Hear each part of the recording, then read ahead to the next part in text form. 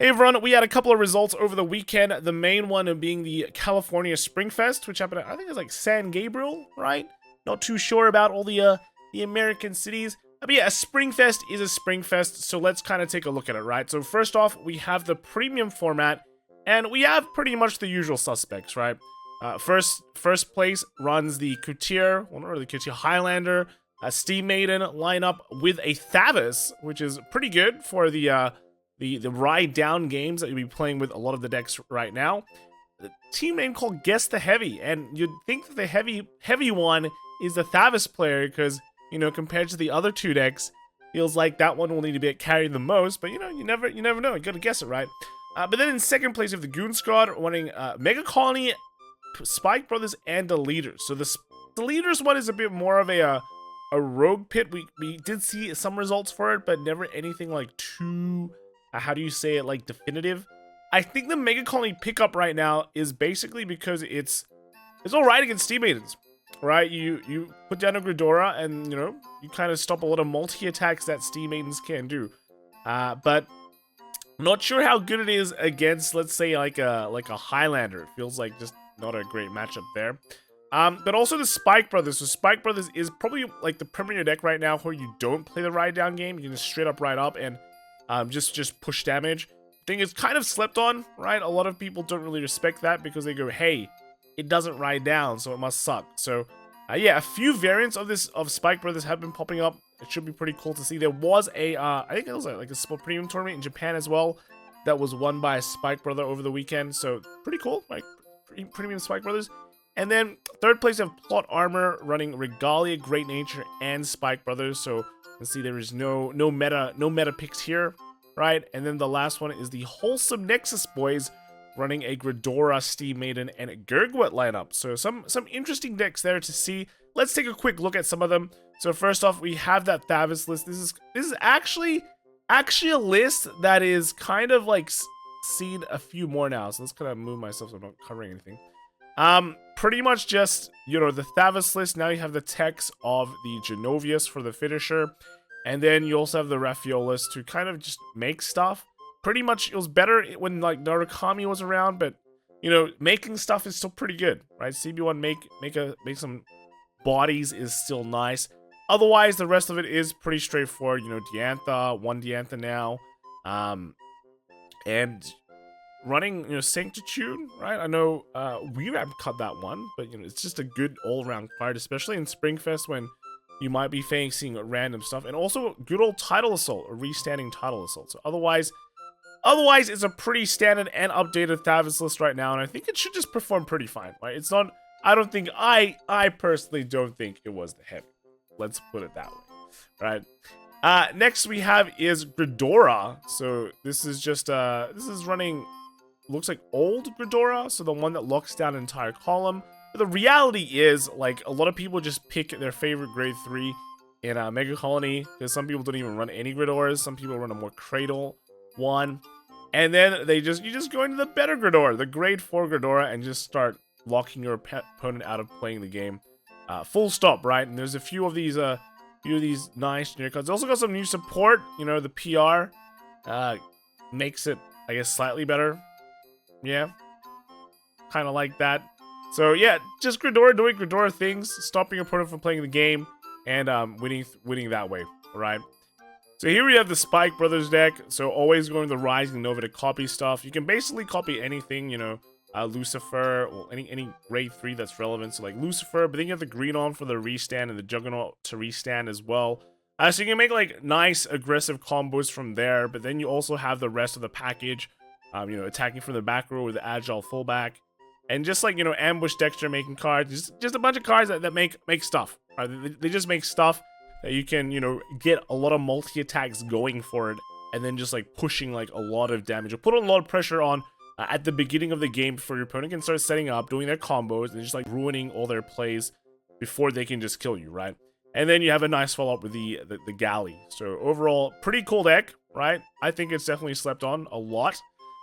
And then next we have is the Deleters. So we saw a few variants of the Deleters in Premium in the last season of like BCS, right? This one is running the Freeze Ray build.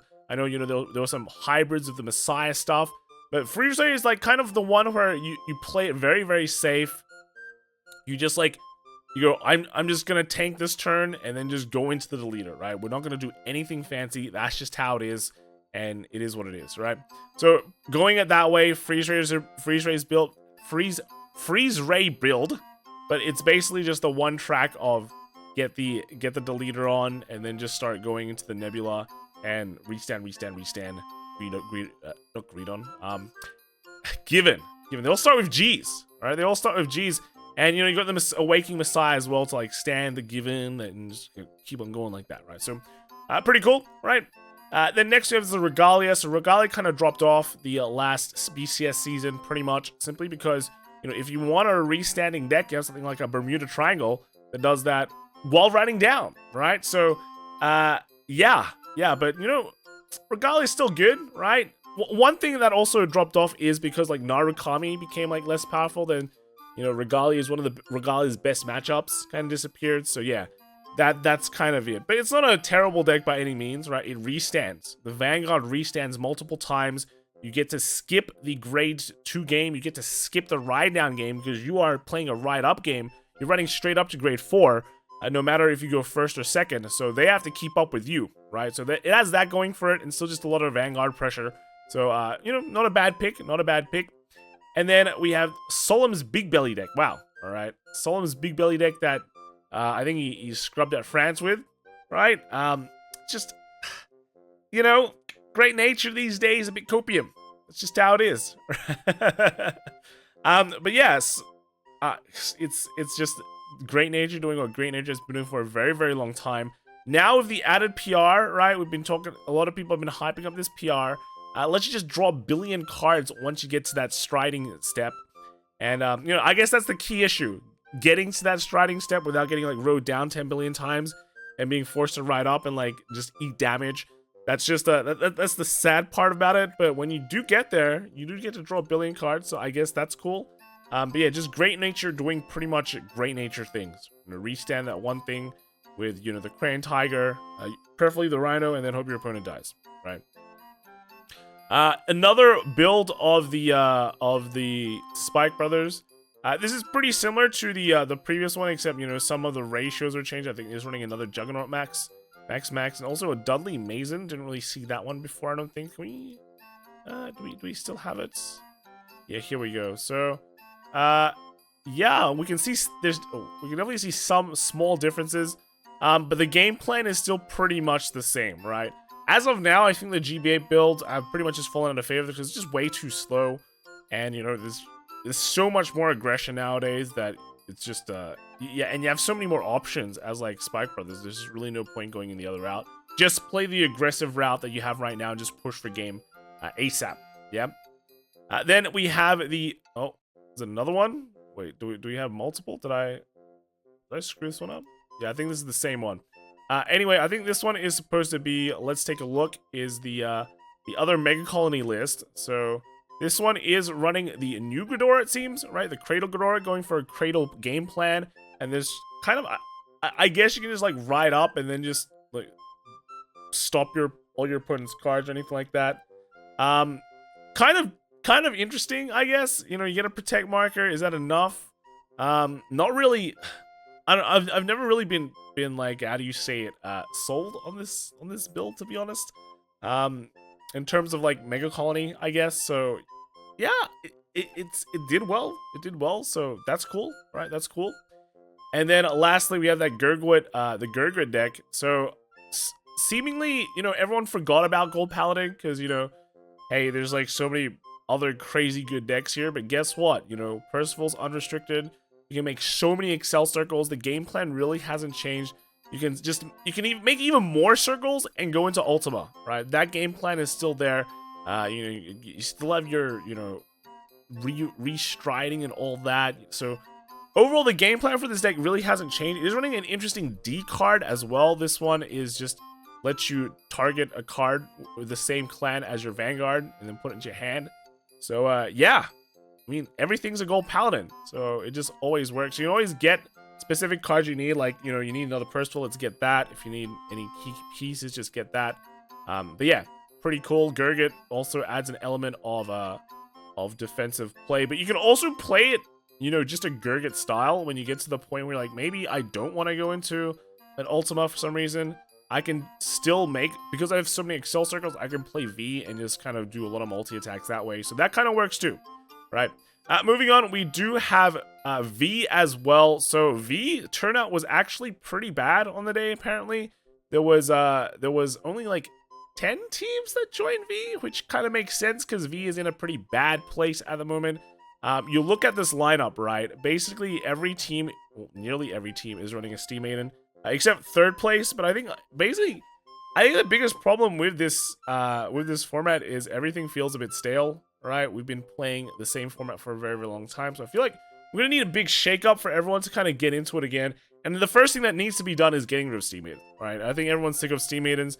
And, you know, like, maybe even Luard, I think, though Luard didn't really show up that much. I guess, like, the thing is, like, Luard is still beatable, while Steam Maiden just doesn't feel like it is. Like, it definitely is beatable, but it's just really annoying to play against, annoying playstyle, really nothing to capitalize on.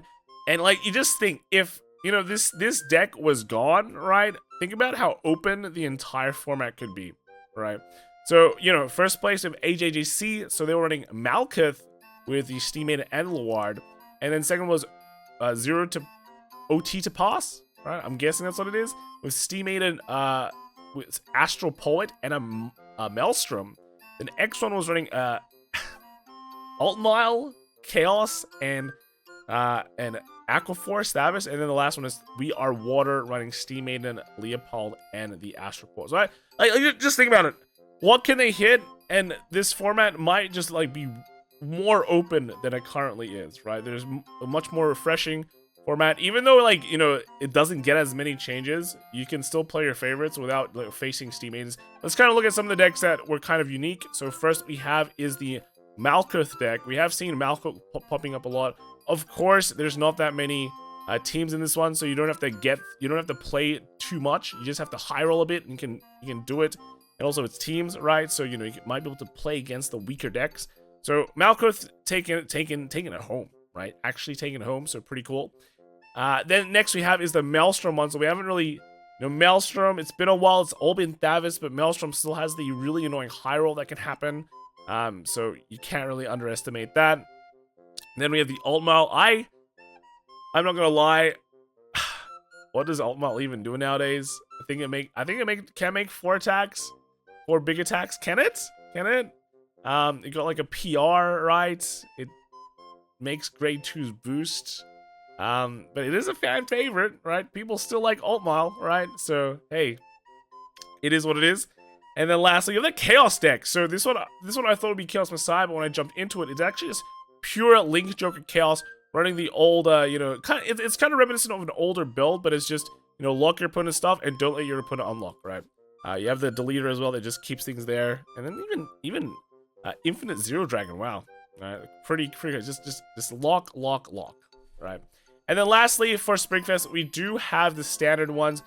These lists are pretty much mostly figured out. You can see in this lineup, everyone is taking a Chronojet, right? So No Ride was Chronojet, Ava, and Youthberg. So pretty much 3 of the metiest decks of the meta. And then second was Akari Akase fans running the Ava and the Chronojet with an Overlord, which I also think is a really, really strong deck. Definitely, you know, won't lose to Youthberg. If it was me, right? If I was playing standard right now, this is probably the team that I'll be taking, because I don't like playing Youthberg. Actually, yeah, I don't like playing Youthberg, right? I don't like playing Youthberg. So, hey, we're taking the Overlord. Third was Base Department running the Ava, Chronojet, and the Lutetia, which is also a pretty good pick, right? And then last was Vector running the Chronojet, Youthberg, and Overlord. So basically, you know, it's kind of like everyone just picking it, mix and matching, right? Mix and matching right now. I don't think you can go wrong by just taking a Chronojet in all your teams. Also, don't think you can go wrong if you take an Ava in your teams, and I think a lot of these teams respected that and just took that.